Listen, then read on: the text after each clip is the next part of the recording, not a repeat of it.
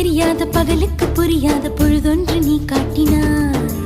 இதயத்தில் நீ இருப்பதனால் நான் தூங்கும் நேரத்தில் என்னுள்ளே தூங்காமல் நெஞ்சுக்குள் வாயாடினாய்.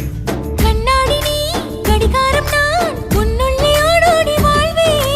காதல் எனும் கடுதாசி நீ என்றென்றும் அன்புடன் நான்